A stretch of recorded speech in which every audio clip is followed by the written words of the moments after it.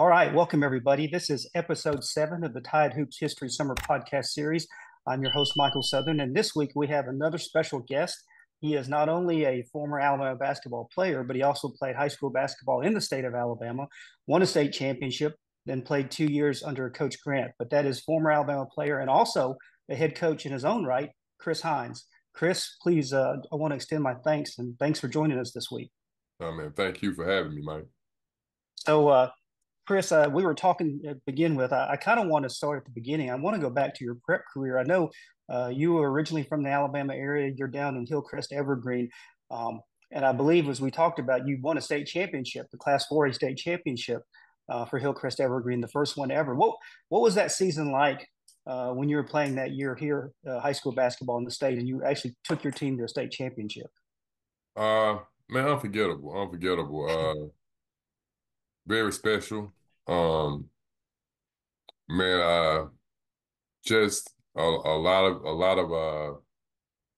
of fun, very exciting. My coach, some of my teammates, that I'm still, when you have those kind of winning season, you still, that's those bonds last forever. So, man, it was a lot of. I remember remembering back. It was a very memorable season because just the year prior to that, one of our good friends, CJ Riley, who played beside us all the way up to that year, but he had got killed Oh, in a Christmas party the year to that. So going into that season, his mom had already doubled down and put emphasis on us for that season, and wanted us to go out there and do our best for him because, he would have been there with us that season graduating. And it was so crazy because he was like 6'6", 240, 255. He had got a full scholarship for football in Auburn.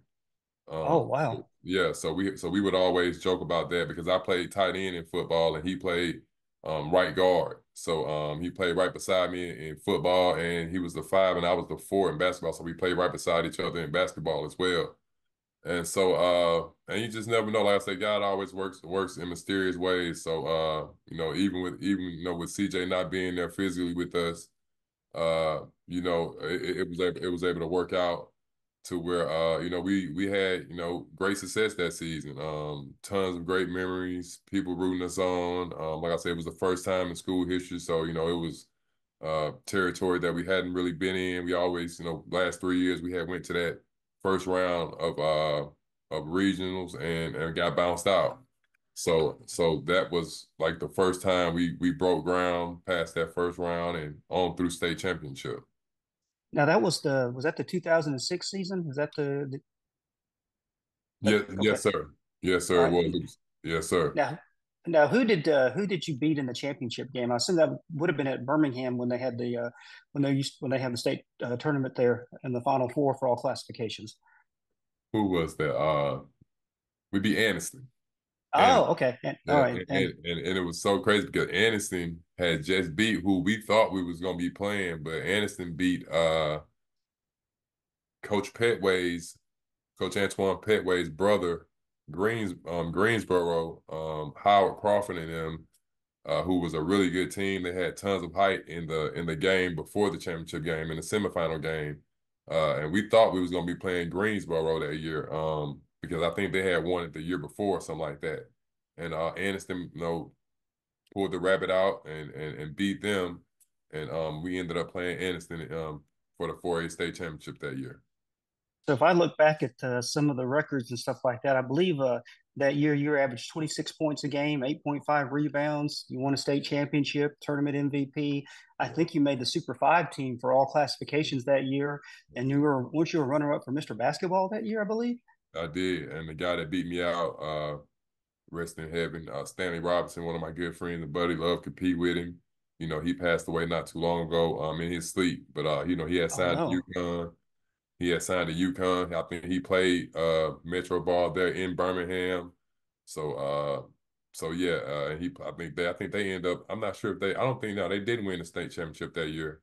But they did make it to state that year. And Stanley Robinson, he won the Mr. Basketball for that year.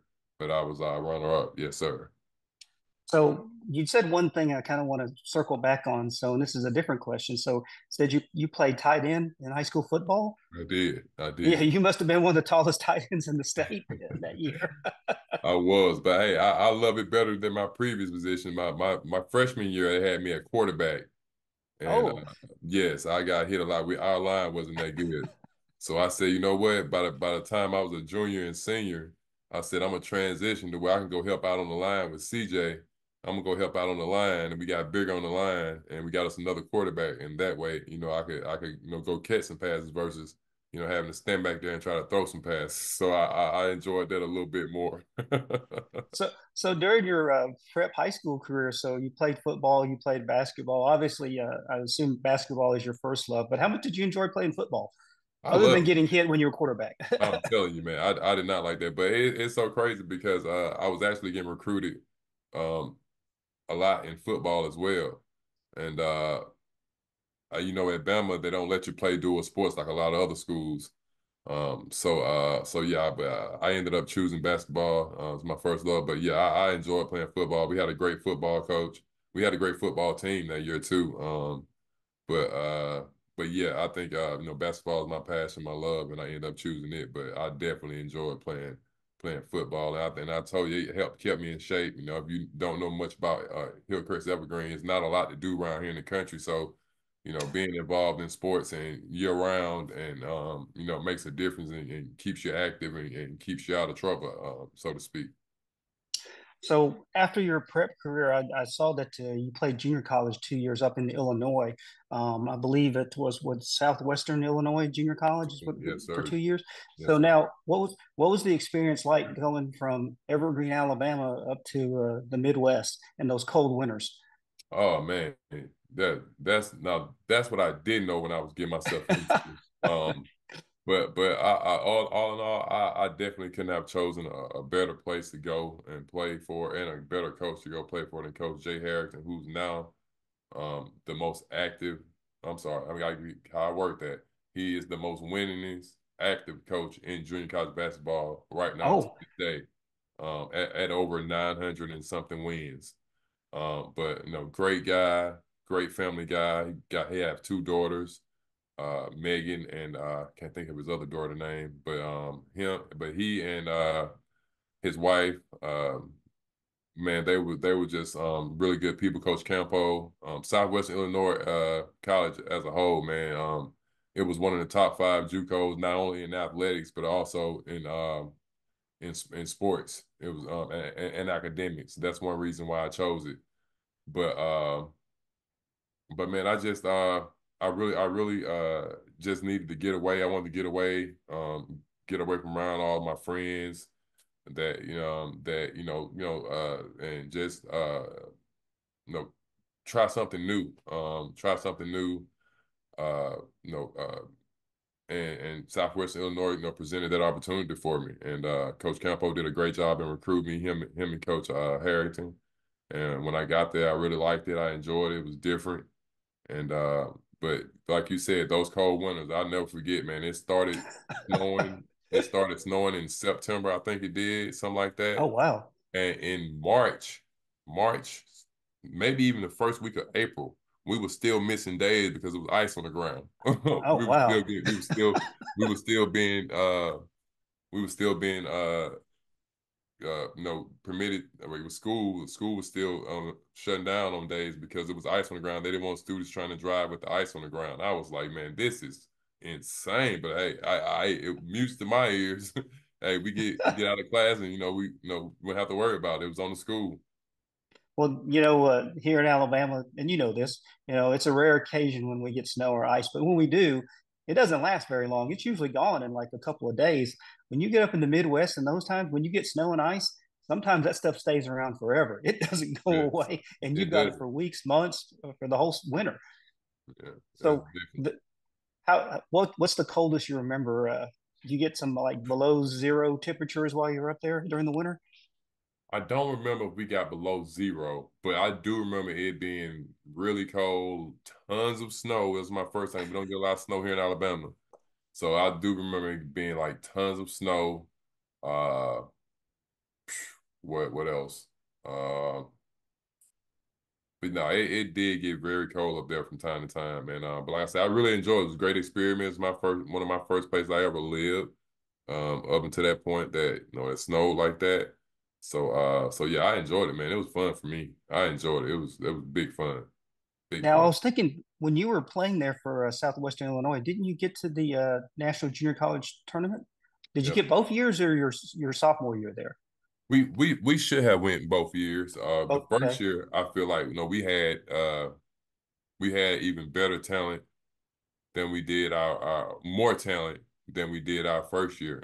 We had a team full of guys my first year there, which is another reason I went there. And I said it was top 5 in the country. We had Josh Harrison, who played at the University of Kentucky. I got a chance to play against him once I went to Bama. But we had Josh Harrison, Devron Bossa, who signed with Tubby Smith, going up to University of Minnesota. Tyrone Bradshaw ended up going to Xavier. I mean, we had tons of talent my first year, but we ended up getting upset in the championship game of the tournament to go to nationals. But I think both years I was there. Our total record was like 64-4 or something like that. Like Oh, wow. we only lost like 4 games. I always tell people about both years I was there, I wouldn't even use my whole one hand, to count our losses, man. But it was real. I think in the second year, I'm coming back. I was the only returning guy from that first year's team. Entirely new 12, 13 guys around me, and we ended up going like 28-2. I mean, it was special, but that just goes to credit to not only the work that I put in, but the work that and I tell you, Coach Harrington was one of the greatest minds and coaches in JUCO basketball. That's definitely a credit to him and the way that he positioned those players around me and brought in those guys to play around me. Couldn't have asked for a better group of guys to come in and be able to play, but we ended up winning the GRAC that year. And we ended up going on to the National NJSA tournament there in Hutchinson, Kansas. So after or during your playing career at Southwestern Illinois, when did Alabama surface back up in the recruiting scene or circuit for you? Walk me through how that started. Does that, the start of your sophomore year or even your freshman year? How did you circle back and get back on Alabama's radar and end up at Alabama? Well. First off, my Alabama never left my radar. That was a school that I had been wanting to go to. I mean, it was days that when I was a senior coming out of high school, prep school, I would be calling up there and talking with Coach Pearson, who I've been knowing. He actually came to a game of mine when I was in high school, my senior year of high school, and they loved me. They wanted me. They wanted to recruit me. But unfortunately, like I tell these guys now, they don't know how blessed they are. Back then they had those ACT scores and testing, Mm-hmm. things of that nature that would make you have to qualify for Division I then versus now you can just go. If they want you, you can just go. You don't have to have all those tests and do all those clearinghouses and clearing to qualify D1 anymore. So, but that's one thing that held me back. Being here in Evergreen, I didn't hear a lot about the ACT, until I had that breakout season my senior year, and I only had one time to take the test to make a certain score to qualify Division I. So that's one reason why I had to go JUCO was because of the ACT. Mm-hmm. So coming out, well, they like I say, Coach Petway and Coach Pearson, like they never took eyes off me. When I went there to JUCO, they followed me. Me and Coach Pet stayed in touch. And he always, would call me and let me know, hey, we able to get you and pull the trigger on you. We gonna get you. We gonna get you. And I had a pretty good, solid first season there. Like I said, with those guys that I had around me. And going into that sophomore year, I think I signed early. I ended up signing with Alabama and Coach Pearson and Coach Godfrey and Coach Pett. They all came. I think it was around September, October. They came before the season kicked off. They didn't want me to go out there and have another, great season like I didn't know I was gonna have, but they knew I was gonna have. So they came up there, locked me in. Uh, I had a really good first half. We finished up first half. We was like 12-1 going into the second half of the season. I'm looking on the sports channel, sitting there watching ESPN one day. I see what Coach Godfrey is gone. He's got released. He's out of Alabama, or whatever. And so here comes Coach Grant. They hired him in that January, and then he came back up and re-recruited me with Coach Pett. Coach Pett was still there, so they came up, re-recruited me, and I still, like I said, it really didn't matter to me. Alabama was where I wanted to come. That was my hometown university. I love Coach Pett. I've been knowing him since I was in fifth grade when he used to come over to my high school and play. So I really trusted him, as a brother and as a friend. And so I stayed locked in with him. So and that's how it came about. Even though through all those changes for me and Alabama, we was able to stay together and make it work. And it turns out, it worked out pretty well. So you went ahead and touched upon what I was going to ask about next because I knew there was the transition from Coach Godfrey to Coach Grant, and I was curious which staff actually recruited you. Well, the answer you answered, both staffs recruited you. So Coach Godfrey, Coach Pearson, and then the one mainstay was Coach Petway. Let me ask this: what was the first meeting with Coach Grant like? Was there some concern from you? Obviously, you didn't know anything about Coach Grant, did you? Of course I had did my research. I tell my guys all the time, like when these schools and these places recruiting you, you had better go and do your own research and your homework on these guys because I know what it did a great deal for me. But one thing that stood out about me about Coach Grant is that he was a proven winner. He had been a part of great universities, great teams.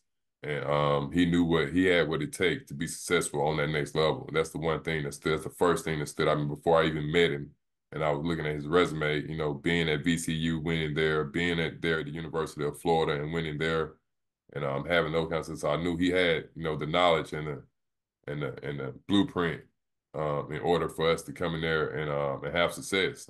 As long as he got the players that he needed for it, we would be able to go in there and have the success that we need to have. So with that being said, they came. We came and met. He took us out. We went out to eat. Me, him, Coach Pett, my girlfriend, which is now my wife at the time. We was all up in Illinois. We went out and ate. And one thing that came off of me that I thought was a bit uh, I would say can't think of the word for it, but he was real quiet, which I didn't which was not like a lot of head coaches. Um, he said he was very well reserved, but I think that stemmed from confidence and whatnot. But he was kind of quiet, but when he spoke, people listened, and he was very well mannered, real clean cut, respectful guy. All and he told me one thing about us. And the one thing I remember he told us there at that visit, he was like, one thing about it, Chris, we gonna play hard every night, and we gonna bring it every night. And I was like, I'm with you, coach. And like I said, but with Coach Grant, all in all, and Coach Pett was there too. With Coach Pett, vouching for him and saying that, hey, these things are gonna be like this, and this, and like I really trusted that, and I trusted him. And it worked out. I ended up really liking him. Came down on a visit, more of the same. And like I said, we ended up making it happen. So your first season in Tuscaloosa, I believe that was the 2009-2010 season, which was Coach Grant's first season. So obviously he's trying to establish his philosophy, his vision for the program. Mm-hmm. What was the biggest transition for you going from that first high school, then to junior college, and now into the SEC? Was how big a change was it for you? Was there anything that surprised you, or was it easier than you thought when you got into the SEC competition? Definitely not easy as I thought. I would say the main thing, and I tell a lot of guys all the time, the speed of the game. The speed of the game is much faster, especially there in the SEC playing with, the kind of athletes that, you playing with, versus playing high school or JUCO or any, level of basketball. That SEC caliber basketball with those kind of athletes, moving and that kind of speed, it'll definitely, open your eyes and focus you in, and folks want to focus in real quick. But outside of that, I would just say, and the work that you put in every day is different. We work very hard. Coach Andy Waggle, our strength and conditioning coach, he was one of the absolute best I mean, I felt like, man, I can move mountains with that guy. You know what I mean? Training me and working us out. But but man, all in all, just like I say, the speed of the game, definitely a big difference. The work that you put in every day, the amount of study and preparation that we did a lot was a lot different than any other program that I had been a part, from film to, the X's and O's to, what's going on. Like I really became a student of the game all over again, under Coach Anthony Grant and staff there at the University of Alabama. Because I'll tell you one thing about it, which showed that second year, we came out prepared for teams and knowing what it is they was trying to do and who they was trying to go through and how they was trying to go about it, and we was prepared for it. What was that leads me to something I've always wanted to ask, and I'm glad you're here with us as a former player. What during the time you played for Coach Grant, what was his philosophy on a team? What were the biggest things that he always had you guys focused on? Uh, defense. Defense. He was a defensive minded guru, man. I'll give him that. Definitely the straight opposite of Coach Oates. Oh, well, Yeah, now he talks about defense too now, but no, yes, yeah, definitely, yeah, definitely. yeah. Yeah, shoot, but yeah, Coach Grant was but man, Coach Grant was just like I said, he was a guru for defense, man, and he instilled that into his players on just preparation. He always preach and preach, preparation, being prepared, knowing what the opponent wanted to do and doing what we ultimately wanted to do. He always preached faces of the opponent. It don't matter what they do, it's all about what we want to do. Uh, and like I say, what else? But yeah, that was one of the key things that he locked in on and always preached to us. He was very defensive minded, taking the other team, out of their actions and what they wanted to do, and forcing them to play our style of controlled chaos type style of basketball. So I know the first year again was a little bit rough. I think the 17 and 15 first season, but you're right. The second season, things really started to take form. Yeah. I think the team won 25 games that year. I think you went 12 and 4 in the SEC. The only downside was for some reason the NCAA did not invite Alabama to the tournament, which I still couldn't quite understand because I believe Alabama they still had divisions back then, and you won the West. We did. So let me ask you this: going into the wait for a postseason, how frustrating or disappointed were you and the team that the NCAA did not respect the wins that Alabama had that year? Uh, it hurt. It really did hurt. I do remembering back to that day that we was all in there with Chris and all those guys, waiting to hear our name called.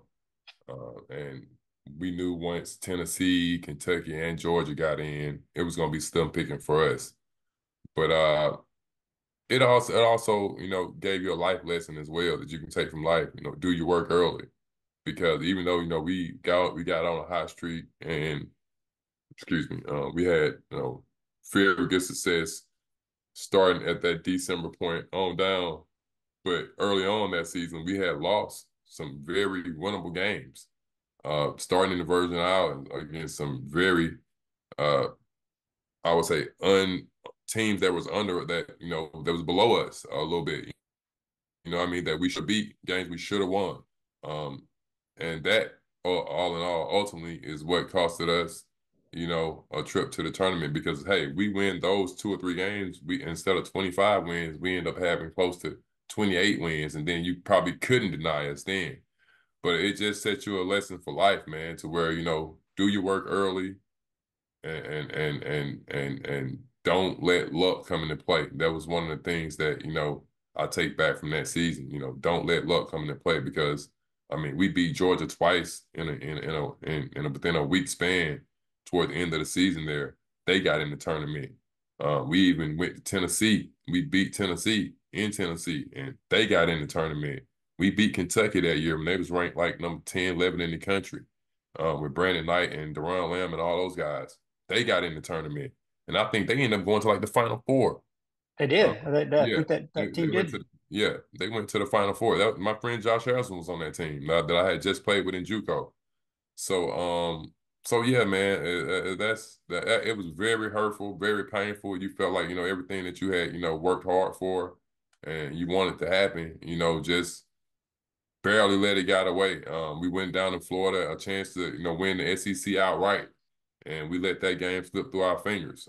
Again, do your work and don't let luck come into play. And if you do that, if you do those things and handle that business, they can't deny you. Then you really lock and seal yourself in to the tournament. So yeah, so even though it hurt and it was bittersweet then, I still was able to take away a life lesson for that in life, to just don't let luck come into play. Do your work. So did the team take the snub and use that as motivation? Because then you made the run to the NIT finals in postseason. Or did you not even worry about that and you were just saying, hey, we're just going to play the best we can and No, be what it may? no, we definitely was quote unquote a little pissed off about that, Mike. Understood. We went out there, man, and I'm talking about. I wish we could have stayed on that high the entire NIT, but we kind of let it slip when we played against Wichita there in the championship game. But man, those first 2 or 3 games, I don't care who had it came in there, they was not winning. We were so mad and about not being in the tournament when we felt really disrespected. Like I think that first game Miami came in there. I don't think they stood a chance. I mean, we blowed them out of the water, I believe, if I remember that correctly, because we was playing so mad. Like it's like you already couldn't get tired, but now it's like there's no way you can be tired on the court. After really getting your feelings hurt like that. Like you really was playing like on Red Bull or something. Like it was different, man. It was different. It was a different type of atmosphere, a different type of energy. Everybody knew it. Everybody felt it. And like I said, I know for myself, speaking for myself, it wasn't no getting to. I could have played basketball for 3, 4 hours, after that, man, trying to, go out and continue to prove yourself and ultimately get to the championship game of that NIT, in which, like I said, we let slip through our fingers there as well. So if I remember correctly on that 2011 team, I thought that was a pretty good starting lineup. You were a starter for the whole season. You had Mm-hmm. Jermichael Green, Mm-hmm. Tony Mitchell, I think Charvez Davis, and Trevor Relaford. Mm-hmm. That's a pretty good starting five Alabama rolled out Yeah, that year. So I definitely absolutely. can understand how disappointing it was on that one. But I mean, yeah, I always thought that team should have definitely been in the NCAA tournament. You made the deep run in the NIT. I know you mentioned you came up a little short against Wichita State. Now, after your college playing career, I saw that you played some professionally overseas. And it looks like you had the opportunity to play. I think you've played in China, you played in Great Britain, played in Hungary. Um, how would you describe the European or international basketball scene versus what you were used to here in the United States? Oh man, much different. After playing in the SEC, man, I would say our practice is harder than a lot of those games and stuff over there. Really?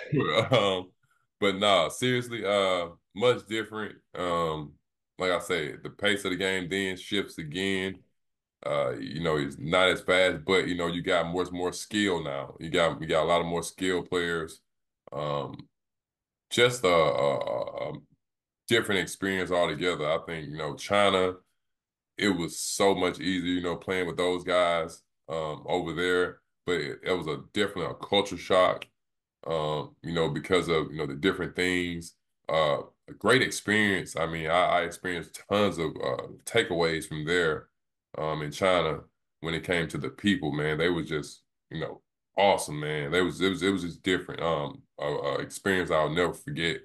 And then you transition, you leave China, you go over to a place like Hungary, UK, Canada, those type places, man. And it's all different levels, different brands of basketball, but nothing like, of course, the SEC. So it's much easier, that's why that's why they, take players from here and pay them to come over there because, uh, it's just much different. The skill level, the athleticism. It's not a lot of athleticism unless they brought players from the U.S. to those teams. So definitely, definitely was a great experience and something that, like I say, I'll live with and I remember forever. But I definitely enjoy each place I went to. I couldn't say enough about them. But great experiences all the way around. But I really enjoyed it though. Which did you have a favorite country? Was there one that stood out above the others that you really enjoyed living in and playing in? Um, I really enjoyed China. Just like I said, it is a lot of Okay. people. A lot of tons of people. I mean, it's millions of people in China. I did not realize how big China was. Um, like I said, that was one of the most eye-opening places that I ever, got a chance to go to. But when it comes to basketball, I really enjoyed my time in the UK. Of course, it was more Americanized. Hmm. Uh, it was more Americanized. Uh, the people there were really good, and it was also real cheap. It was also real cheap there. I mean, the food wise and stuff like that. Like we was getting whole chickens for like $5. I mean, how can you beat that? And it was good too. But but yeah, man. But basketball wise, man, they play a really good, nice brand of basketball there in the UK. Of course, soccer is their number one sport over there, so you got a lot of soccer fans and stuff like that of that nature. But um, really enjoyed it, but I can't say enough about China. I really enjoyed China and the UK. That was two of the places that if I had a chance to. Unfortunately, they don't let you into China unless you got some business going on there. You just can't visit China. But if I could just go and visit any place again, it would definitely be China and possibly the UK. Really enjoyed those places. So let me ask this, very curious about this too. So after your playing career, when did the idea of coaching enter your mind? How did you end up now, you yourself currently as a head coach there at Reid State down in Evergreen, but how did you go down this path? And when did you start thinking that this was the career you wanted to go to after your playing days? All right, that's a great question too, Mike. But all in all, I would say from 2011 to the time I left college, but even there at college, and you probably can attest to this, Coach Grant always every coach there at Alabama always does summer camps, and I would always be the one that worked those summer camps.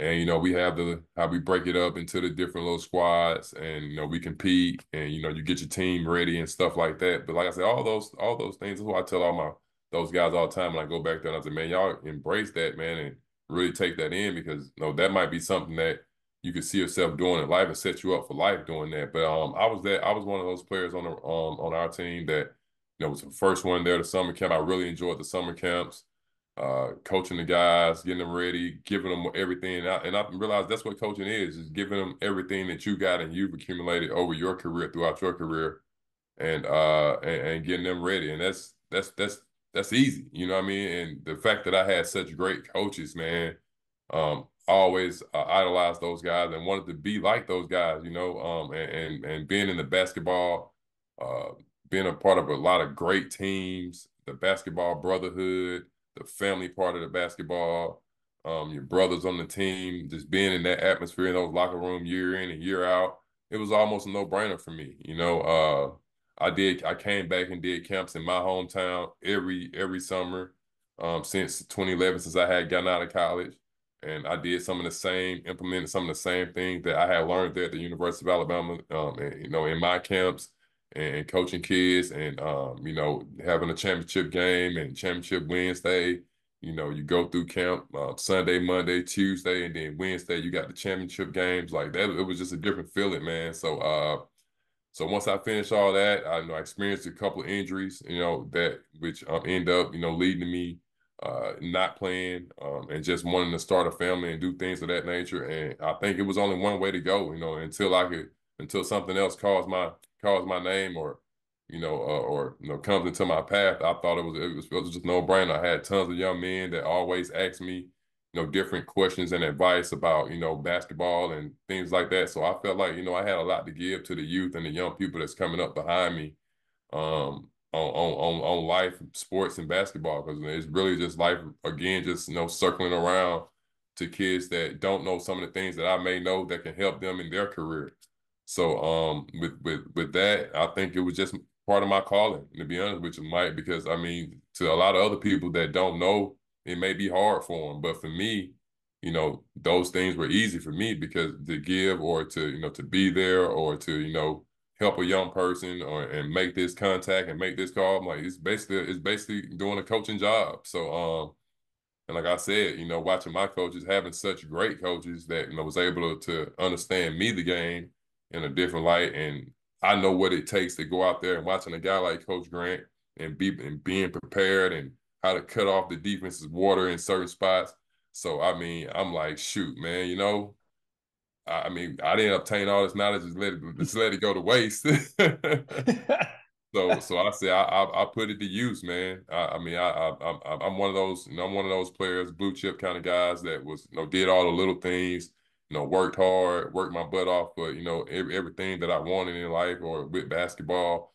So therefore I feel like I have a lot to to give and to and knowledge that I obtain and to give back to these guys that's coming up in this next generation.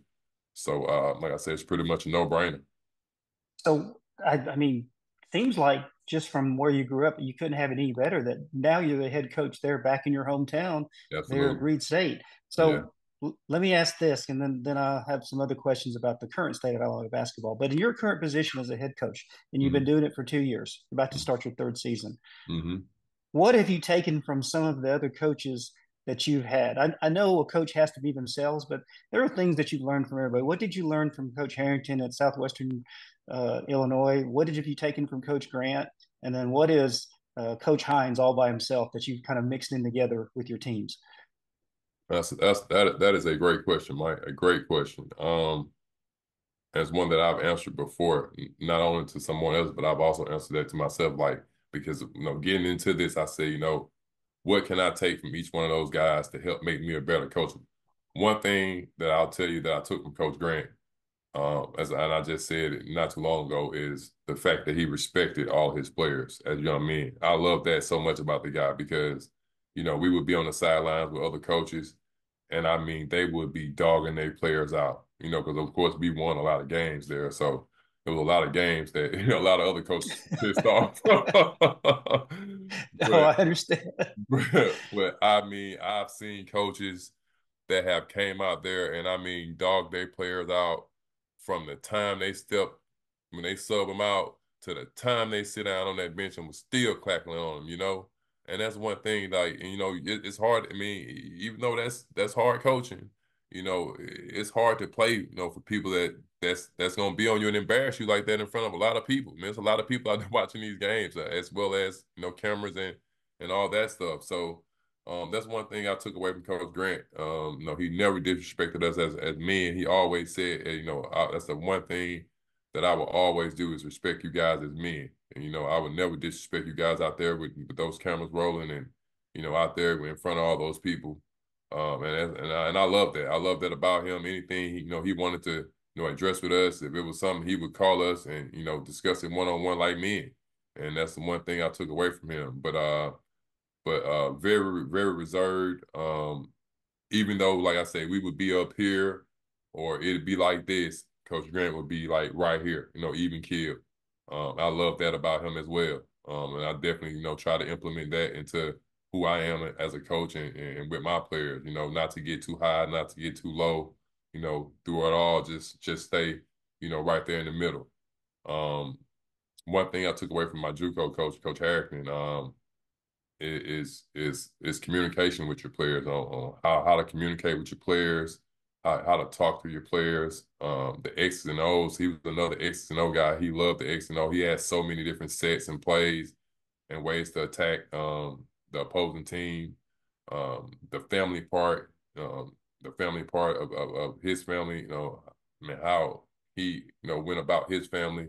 Um, and watching him, do that and do his family thing and be a father, be a basketball coach, as well as a husband to Miss Chris.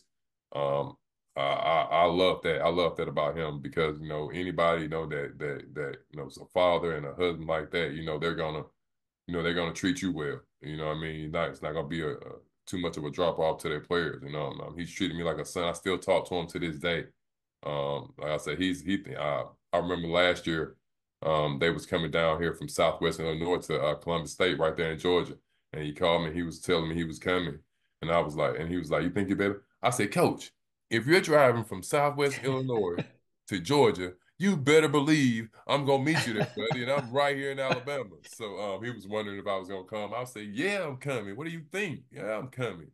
And I got a chance to go meet him. He was just tickled pink that I was starting as a JUCO coach as well. He said, "You're gonna be great." And he gave me his blessings and told me anything that I needed or any kind of help. And I still call him about different stuff to this day, asking him about different rules and regulations, and if I can do this, and if they gonna care if I do this. But just a great guy, man. I really I was really blessed, with some really great coaches, as well as my high school coach, Tommy Dukes. He was a That's one thing I took from him. He was a very, no matter how much he kicked it with us or joked around with us, off the court some. He was strong and big on this. He was a disciplinary, and if we got our line and any kind of way, shape, form, or fashion, from the top to the bottom, he didn't mind disciplining you. And that's one thing I took out of that meeting, because even though I love you and we gonna have fun, when you mess up, I don't care if it's the 1 or the 13, it's gonna be, consequences behind your actions. Even for me, I was the best player on the team. Of course, I was in high school, and I go out there and I get a technical foul for dunking in the layup line, and he good and T well, we ain't got no business dunk. He benched me for a whole half. You know what I mean? Mm. Yeah, and so and we lost that game, but it wasn't about the wins and losses. It was about the lesson learned. And that's one thing I had. I can definitely say I had, throughout my career, is great coaches, which is why, I also, looking at other coaches, not be so great. I'd say, that's one thing that, I can help, bring to this game and this generation of coaches is young guys that wants to be, that father figure or that brother, and help these guys, not just treat them like a piece of meat and then be done with them. I always tell my guys all the time, it's not just a 1-2 year, courtship. If you rock with me now, you got me for life. Because that's the kind of coaches that I've had in my life that's meant the world to me. And like I say, I still talk to them and have relationships with them, to this day. So, have you had a chance to talk to Coach Grant lately since he's been at Dayton? Since he went back to Absolutely. Dayton? Absolutely. I talked to him. Well, the last time I talked to him, I want to say it's probably a couple months ago, but we talked for a minute. He was actually in the line getting ready to get him something to eat at a fast food restaurant or something like that. But we talked for a minute. Actually, when I was an assistant at Alabama State before I got here, I was an assistant at Alabama State. We actually went up there to Dayton and played them. When I was an Oh, assistant at Alabama State, yeah, we actually went up there and played them as well. And I got a chance to meet him. The game was still there. He still had Coach Brandon, who's still there with him. Coach John Brandon, Coach James Kane, he was still there with him on staff. So I was like, man, the gang's all here again. It's one big family all over again, huh? But yeah, man, I talked to those guys. Just talked to Coach Brandon not too long ago myself as well, man. Like I said, they're still there, and that's the kind of things that I'm talking about with him. Like, he still has some of those same guys on his staff that we had, on staff with him in 2011 when he was at the University of Alabama. But that's just the kind of guy he is, and having those guys that's still, that he trusts and he loves, he ultimately loves, and to be with him still to this day, almost a decade or so later. well, I want to say this because I know ultimately Coach Grant and the program didn't get to the level that everyone had hoped it would get to, and I was glad to see him have success at Dayton, and I felt awful during the COVID year that Dayton team did not get a chance to go to the NCAA tournament because they were going to be a number 1 seed because he had a heck of a team that year during the COVID year. So I always felt Yeah. awful that he never got a chance to take that team with was it Obi Toppin and those other guys to go to the NCAA tournament. Um, let me switch gears now to the current state of Alabama basketball, and you as a former player looking at your alma mater. Uh, These last 4 or 5 years, it's been a long time coming. There's been a lot of longtime fans just waiting to see the program come back out of the wilderness and become relevant again. But I don't think anyone imagined it would reach the levels that we have. As a former player, how do you feel about this current renaissance? And have you had a chance to even meet to talk to Coach Oates or any of the current staff? Absolutely, man. Absolutely. Well, but the current, and I actually just left them up there on May 3rd. Oh, May okay. 3rd. Yeah, because we had graduation. One of my buddies graduated them there, so I got a chance to go and talk to Coach Presley, I think it was. Coach Presley. And it just so happened I walk in there, excuse me, and I'm talking and I'm going inside, and nobody was there initially, so I waited there with one of the stadium workers. And he was telling me, he was like, "Oh, they'll be back, give them a few minutes." And they came back in about next 10 or 15 minutes. And it just so happened he had the coach from Creighton there with him. And because they're good buddies. Coach, I want to say his name is Coach Presley. Coach Presley, right? Oh, That Preston Murphy. Yes, Coach. Preston Yeah, Murphy. Preston yeah, Murphy. Coach Coach. Preston Murphy. Yep. So they Yeah. had Greg McDermott was down. Uh I think he's the assistant coach at Oh, Coach. assistant at Creighton. Okay, all right. Yeah, and him and Okay, Coach Preston are really good buddies, and we okay. sit there and we talk. So that was my first time meeting him. But a lot of those staffers that was on staff for him last year, they're head coaches now at other colleges, and whatnot. But so I got a chance to meet him and talk with him. He seemed really great. I just had a camp an all-star game with one of the grad assistant coach Jonathan Jefferson, JJ, that this past weekend at Levi Randolph's summer classic, and I was the head coach for that. But uh but yeah, Coach Oates, man, I knew when he got that job he was gonna be great. He sent out a text message through Levi, and Levi sent it to all of us, inviting us back up there. And his words were, "Man, come on, I want you guys to come up here and kick these guys' asses." That was about that was about 4 or 5 years ago when I was still actually playing and in pretty good Okay. shape. But yeah, man, I couldn't be more proud. That's why you chose the University of Alabama. Not just for what you can do right then, but like I say, man, to me, any decision I make is not just for then. It's for the next 10, 15, 20 years. So to see this program where it is now, man, it brings shockwave through my body. But I get so excited watching them play a very exciting brand of basketball, um, scoring, high maintenance, just high velocity.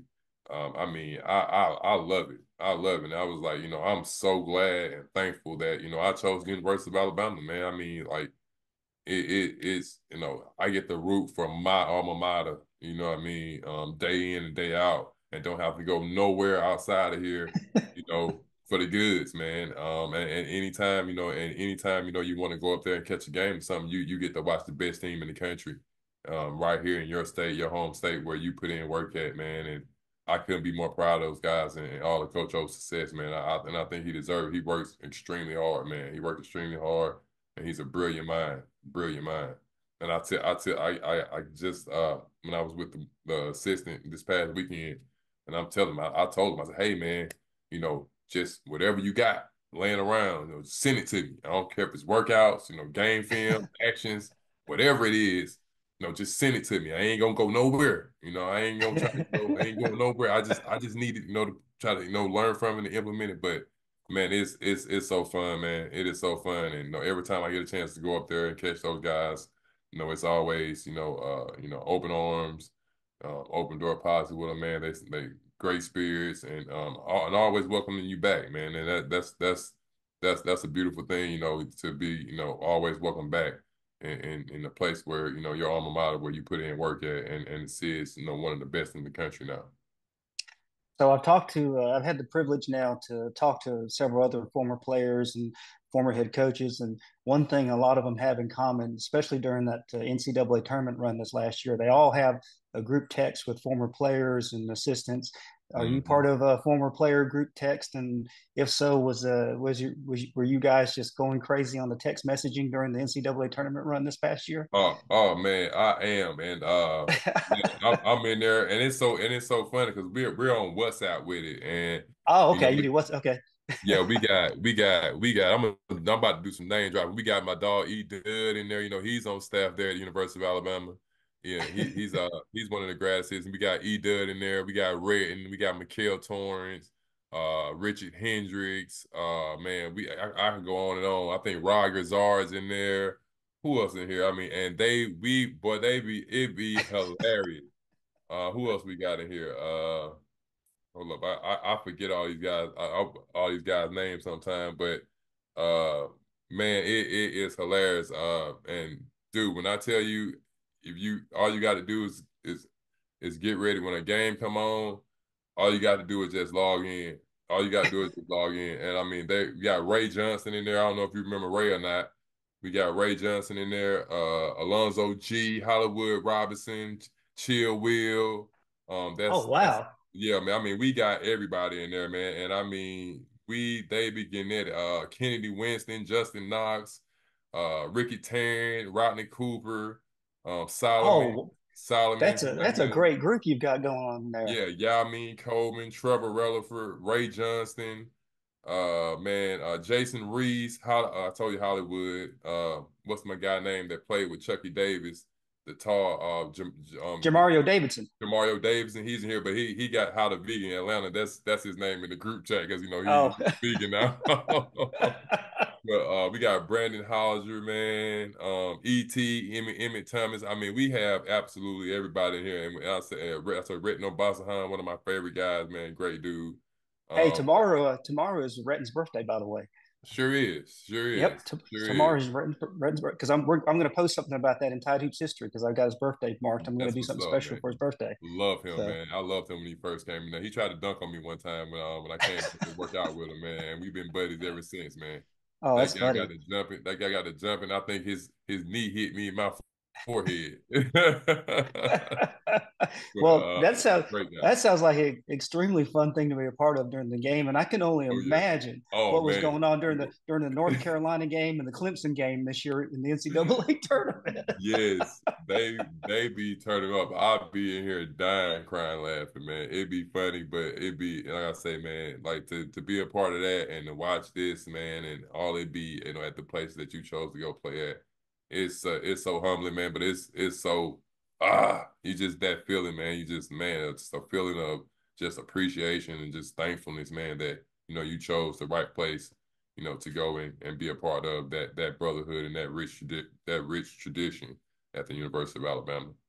So let me ask this too. Probably, gosh, Chris, I can't even believe this hour has flown by.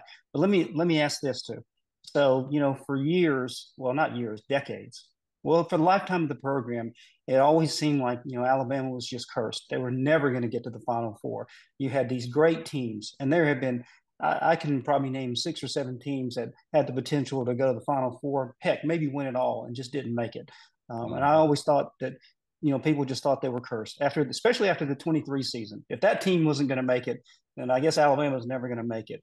So to True. see the 24 team break through, finally get to the Final Four, what did that mean to you as a former player to see that the one thing that so many other SEC schools just threw shade in our way, like Mississippi State, Auburn, South Carolina, they could always say, well, you've never been in the Final Four, so go in the corner and be quiet. So what did Yep. that mean to you Yep. to finally Definitely see that. Alabama break through? Definitely that too, Mike. That you can go, all you others two can go in that sound because I had been waiting on it. Auburn made it not too long ago, so I knew eventually we'd get there. But I said to myself, man, I just would love to see that group. Some of those guys, I hate to see a couple of those guys go off. Like the one that left and went to Kansas, but it is what it is. We end up getting Oh some yeah, from Kansas Rylan. as well. Yeah, but I just say I would love to see that group come back. With a big man like they got. I can't think of his name. It's what the big guy they got from Rutgers. I think it Oh, was Cliff Amore. Cliff Moore. That's I can't. His last name Cliff Moore. Big. We call him a big red. What do you call it? Big red. Clifford the Red Dog, Big Red Clifford, Dog. big red dog. Yeah. So but yeah, so add somebody like that to that group, man. Like I'm just waiting on edge this year, man. I can't wait to do my countdown. Because I really think we're gonna be preseason #1 in the country. I mean, can you believe that? Alabama basketball. I mean, it's gonna be something special. Um, but yeah, man, to break that, to get over that hump. And I feel like it's just like with me. Like we finally got over that hump after, getting kicked out first round. Boom, now we go to the championship and win it for the first one in school history. I definitely feel like, we're on the peak, on the forefront or something like that at the University of Alabama, where we got to the Sweet 16, we went to the Elite Eight, we got to the Sweet 16. Now we're gonna get over that hump and we're gonna go to the championship game and we're gonna win it all, because it's not gonna be a team like UConn standing in our way. They ain't gonna get those guys back no more. So we definitely fixing to go and kick over some uncharted territory this year, man. I really feel like this year is gonna be big time special. They got some great group of guys. I know for a fact they got some great coaches.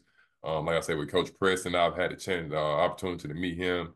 I know what Coach Dud about. I've been knowing him for years. Coach Dud used to come back with us and play with us when I was in school. And it's kind of like a big brother mentor to me when I was coming through. So I know what type of dude he is, as well as, got the pleasure to work with Coach Jonathan Jefferson, JJ, this past weekend. So I see what kind of staff they have there. I can't wait to see, the work and that they put in and the fruits of that labor. I really feel like we're going to be on to something special this year. We got Mark Sears back, so hey, what else we need? I feel like this is gonna be a great year, for Alabama basketball, and I absolutely cannot wait to see these guys go out there, and put in this work and get that and get that and go get that trophy, man. That first one ever in school history, and hopefully I can be in the building when it all goes down. Well, you're right. So they broke through the Final Four glass ceiling. There's only one thing left to do now. The That's only it. thing that's left is just win the whole dadgum thing.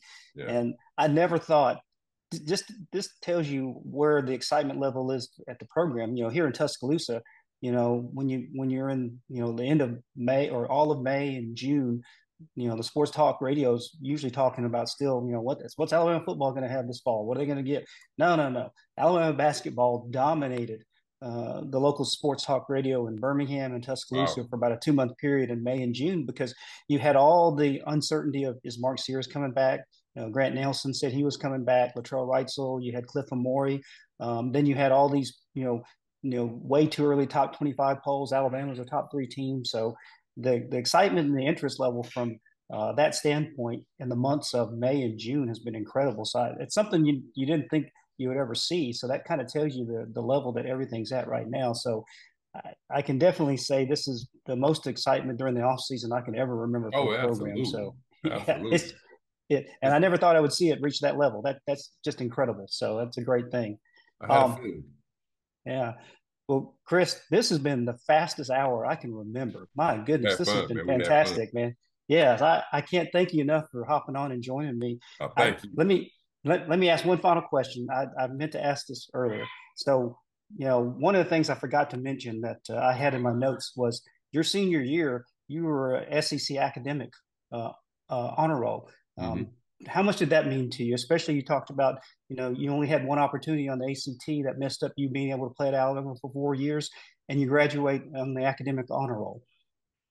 Well, like I said, man, that's one thing about me, and like what life taught me. Uh, when it gets you the first time and you realize it, don't let it catch you. Don't let it catch you again the second time. So when I didn't get that ACT, my senior year, like that lingered with me. So I said in college, and plus in college, it's much more easier than high school, and when it comes to getting your grades, it's on you. Those professionals gonna run you down. Mama ain't gonna be there to get you up in the morning, so it's gonna be up to you in order, to. I'm sorry, it's gonna be up to you in order to get up every morning, do what you gotta do, and go get your grades and go get your books. Because if not, that scholarship will be uh retained and taken away from you. So it's just about a testament, like I said, and having fun, having the right coaches around me. Coach Hipsher was one of those guys I remember that stayed on me about my grades and my academics. and I really appreciate him for that. And shout out to the University of Alabama, man. They always had the resources there for me. You know, after a long day's work, you know, with workouts, classes, um, team practice, all that good stuff. We had great tutors and people that was in there for us, waiting on us at sometimes 8:30, 9 o'clock at night in order to, to prep us, for what we needed to do in class. And I couldn't be more thankful, like I said, for them for that.